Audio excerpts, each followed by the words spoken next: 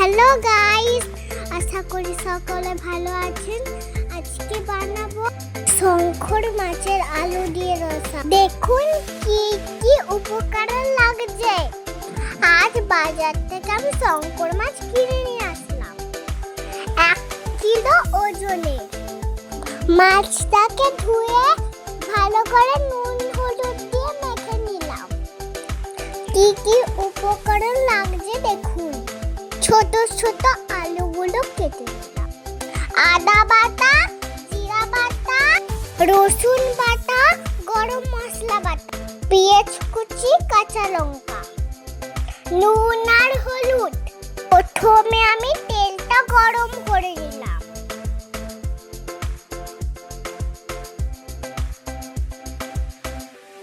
একে একে মাছগুলোকে আমি তেলে ছেড়ে দিব।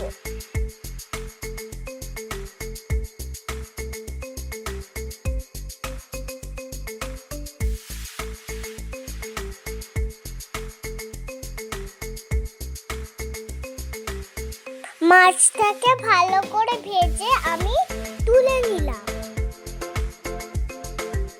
মাছের তেলের মধ্যে আমি তেজপাতা দিয়ে দিলাম, গোটা জিরে দিয়ে দিলাম, আর পেঁয়াজ আর কাঁচা লঙ্কা দিয়ে দিলাম।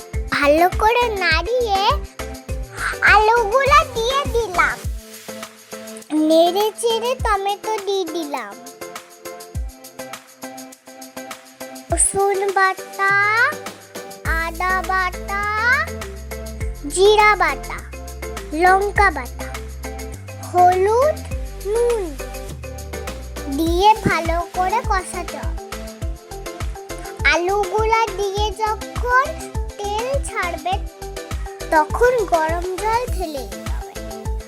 গরম জল দিয়ে ঢাকা দিতে হবে। পরে গ্যাসটাকে সিমে দিতে হবে। 6 মিনিট পরে আমি মাছগুলোকে ঢেলে নিব। এইভাবে মাছটাকে আমি 2 মিনিট হতে দিব। মাছে একটু গরম মশলা দিয়ে দিব। এইভাবে আমার মাছ হয়ে গেছে। এবার গ্যাসটাকে বন্ধ করব।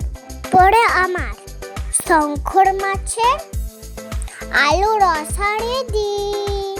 প্লিজ লাইক, কমেন্ট, শেয়ার করে দিন।